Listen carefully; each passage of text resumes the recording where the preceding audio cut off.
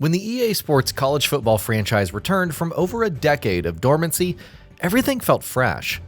Back in CFB 25, when we hadn't had a new game in the franchise since before the birth of the college football playoff, the return to iconic Saturday gameplay atmospheres and the modernization of flagship modes like Dynasty and Road to Glory were all we needed. Now, on its third release of the new era, after what was a largely incremental upgrade last year, CFB 27 risks losing the luster that came with the franchise's built-in hype. Without a ton of new content, the existing modes come under a stronger microscope regarding their tweaks and upgrades. And while there are definitely some notable changes across its main modes, particularly in Dynasty, the sheen of the franchise coming back from the dead has started to show its wear and tear. The gameplay continues a largely positive trend towards complete microcontrol over your team that persists across both the college and Madden games. But the entire package provides only marginal new reasons to play this entry over either of the versions that came before it. When you boot up EA Sports College Football 27, after national champion and Google Me speaker Curt Cignetti greets you with a wink and an EA Sports "It's in the game," you're dropped into what is an already familiar selection of modes. The foundational modes are the same as they've always been: Road to Glory for your create a character, Road to the CFP for online progression, Dynasty for your team-building simulator, and Ultimate Team for card collecting and predatory pay-to-win scenarios. Of course, the exception this year is the addition, or rather the return, of Mascot Mashup, undoubtedly the most famous and asked about feature from the originals that hadn't been brought forward to the new era just yet. Just like in its past iteration, Mascot Mashup is effectively just a glorified quick play option with the players all swapped out for 11.99 overall copies of whichever mascot you choose, and who perform some goofy animations as they come to the line of scrimmage before the snap. While it's great to get a long requested mode back into the game, a reaction to its inclusion quickly turned from excitement to a resounding, "That's it?" Of the 120 mascots included in the mode, 10 of them are unlocked from the get-go, with the rest locked behind the remarkable challenge of winning one single Play Now game with that team. It's the same for every mascot. Every single one. There are no unique challenges for any mascot, no mascots that are more difficult to unlock than any other, and no respite from having to play dozens and dozens of individual Play Now games to unlock everything the mode has to offer. Unless, of course, you dish out the $150 for the MVP Plus subscription that unlocks all mascots for you. There are also no announcers for these matchups and no opportunities to play anything other than a straight-up quick play game. Particularly disappointing given that there was a tournament option all the way back in NCAA Football 14. It's also still confusing to me that there are no differences in the ratings for any of the mascots, especially because the even teams option already exists. This could be the ultimate who would win in a fight fantasy, and yet the Leprechauns of Notre Dame are somehow right on par with apex predators like Buster Bronco from Boise State or Big Red from Western Kentucky. It's a nitpick of a casual mode for sure, but this all gives a barebones feeling to what is ostensibly the most notable addition to the game, like it was included out of necessity rather than because it added anything meaningful to the overall experience. There's a ton of opportunity here to create more of a system for progression and use this as a reason to try out different game modes or situations, but as it stands, it's more of a novelty that brings back fond memories of older games than something that makes any strides forward compared to the version that came out over a decade ago.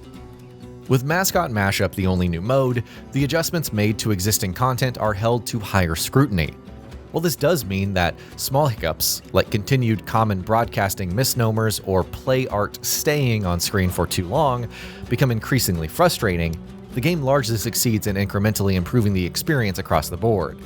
The biggest changes lie within Dynasty, where the addition of Dynasty points and the inclusion of new blueprints make legitimately interesting changes to how you have to approach and prepare for each season.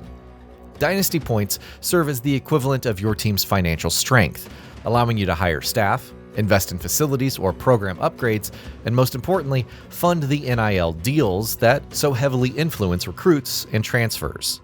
With more success and brand awareness comes more funding, meaning that the blue bloods of college football like Alabama and Georgia have even more of an immediate leg up than smaller power conference teams or mid-majors, further mirroring the real-life impact that money has on the college game.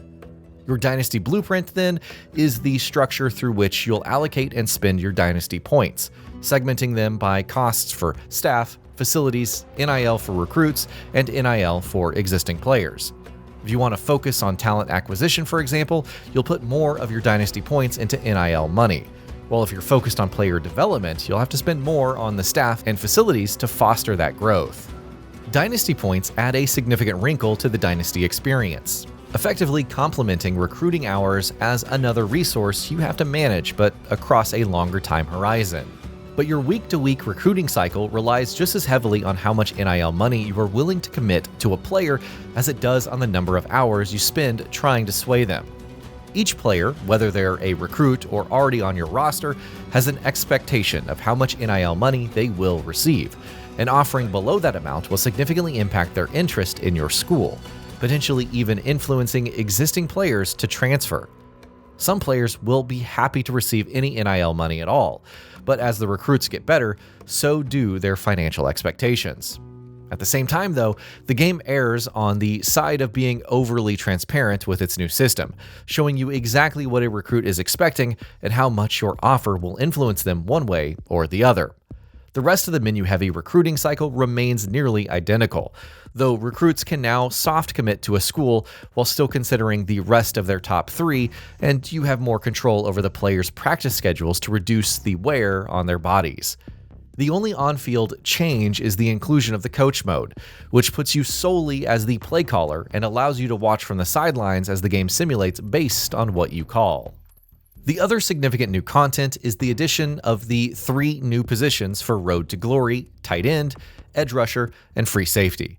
With 8 total positions now, you're increasingly able to hone in on your particular brand of football, and it allows you to again play through your high school journey with specific weekly objectives to impress certain coaches or programs.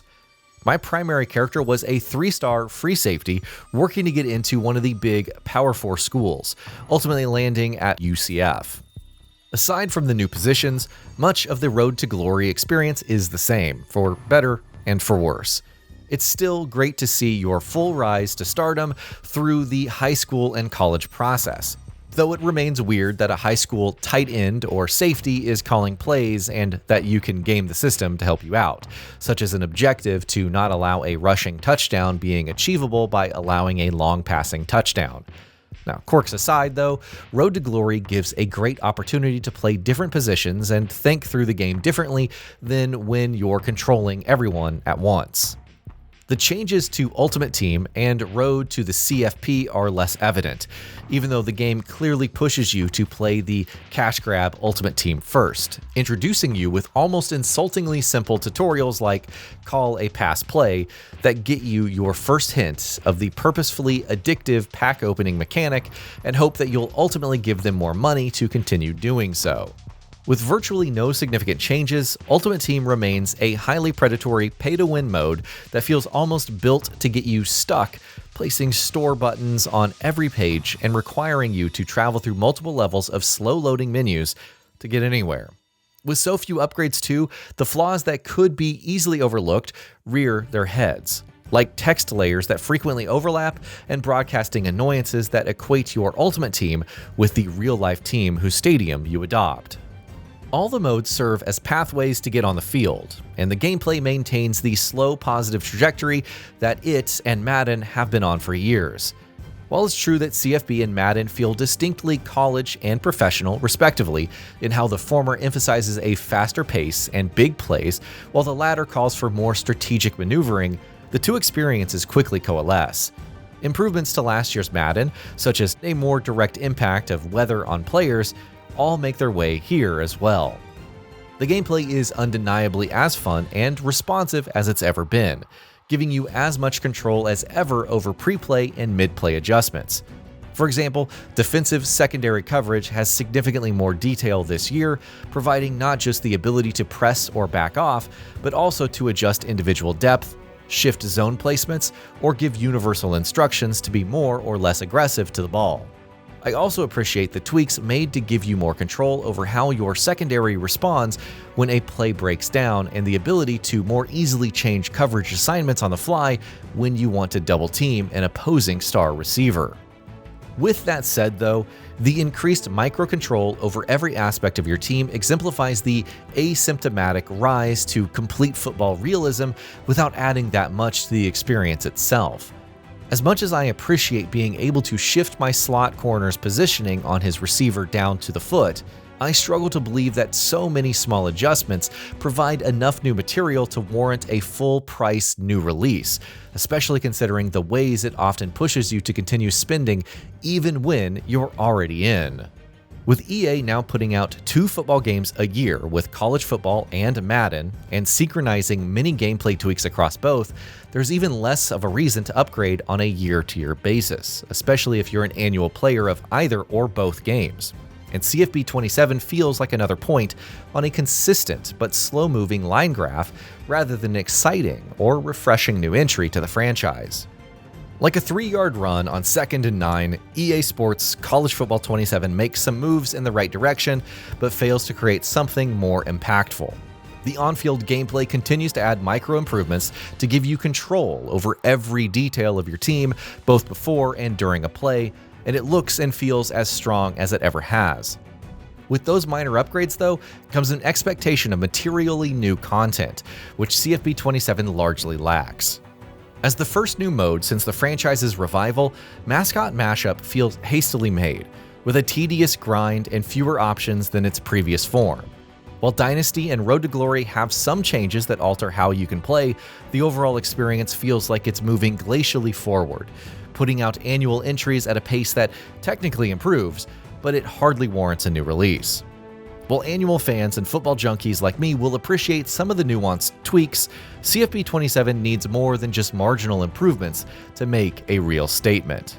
And that'll be about it for this one. If you guys like what we're doing at Gaming Vault, please consider subscribing to our channel, and I'll see you guys on the next video.